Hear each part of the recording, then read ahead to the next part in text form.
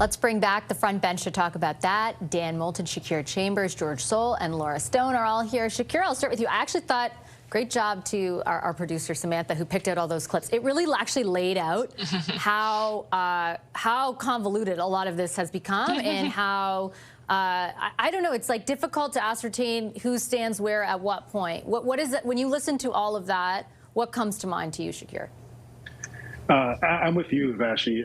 It is confusing. I think, one, I feel like Mark Miller had a direct call out from Minister Hodgson on the whole, you can't do this from your desktop, given Minister Hodgson talked about doing Zoom with the coastal First Nations.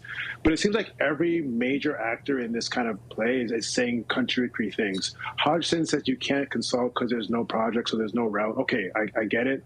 Minister Miller saying you need to consult in advance to kind of get this moving forward. At the same time, you have Alberta saying they've begun consultations on their side of things to kind of advance this. And then you have Indigenous groups who, clearly the BC First Nations are very opposed to this project moving forward, especially in northern BC. But you have reports today from CBC that there are some Alberta First Nations who want an ownership shake in the pipeline if it moves forward.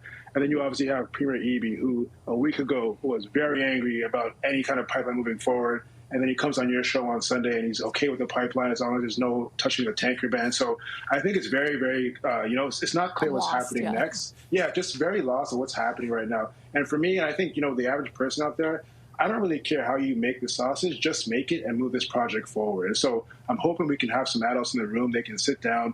You don't need to negotiate in public. I see why they recommend you don't negotiate in public and just advance this moving forward so we can get to a point where, this project seems to be very important for Canada, seems to be very important in terms of getting our independence from the United States. And so let's find a way to be creative and advance this.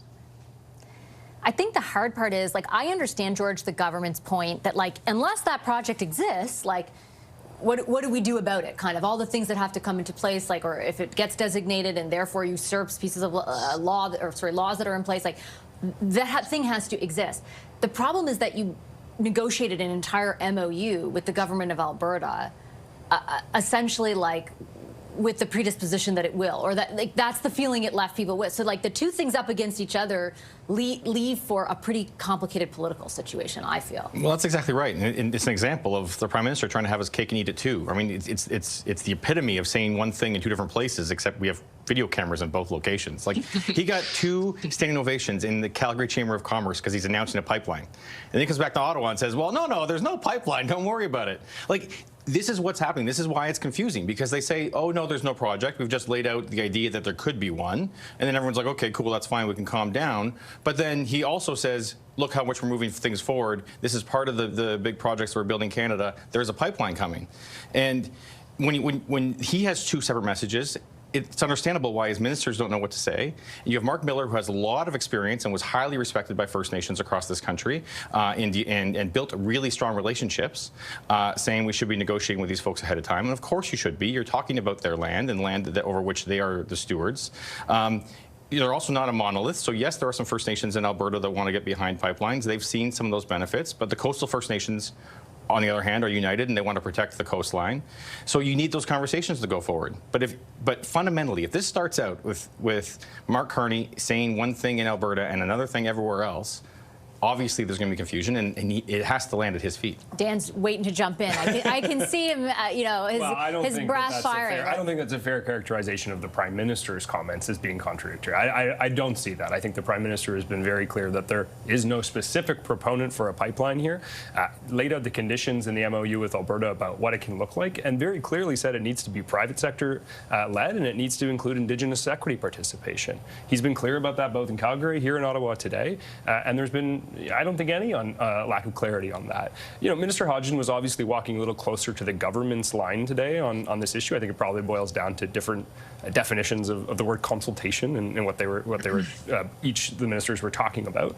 Frankly, I think it's refreshing, honestly. I think watching these clips, to see ministers in this government out there doing cabinet outs and in talking in a little bit more, they're a little bit more off script, they're a little bit more candor, I think, in their conversations. It's kind of refreshing and I think a little bit nostalgic, almost, to see ministers talking in this way. I give your producers credit. I think they found some daylight there that might be interesting, and it gives us some fodder to talk about here. But I think it's nice to see ministers out there speaking with a little bit more candor in the media, and we should celebrate. celebrate that. I have no problem with ministers speaking candidly. I hope they do. I hope they do more of it. It doesn't happen all that often, Dan. I'll agree with you on that point.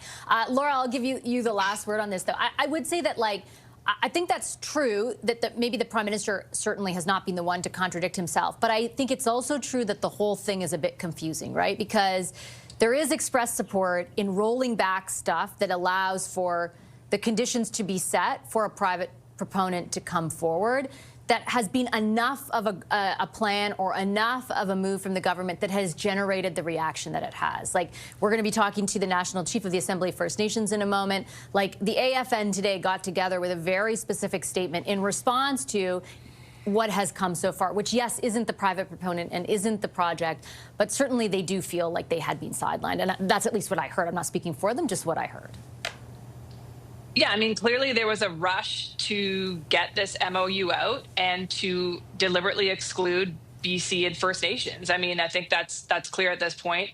Now the government is saying we're going to bring them in and talk to them. But I think, you know, clearly the Prime Minister and the Premier of Alberta wanted to keep this tight between the two of them and send a message to the business community and probably to Alberta and the issues that are going on in that province with the questions of separatism and the push by a small group to go in that direction. I think that was a deliberate choice on the part of the government. It was sign first, ask questions later, because I think it was entirely predictable to hear a pushback from the Indigenous community today. And I'm not saying we discount those voices.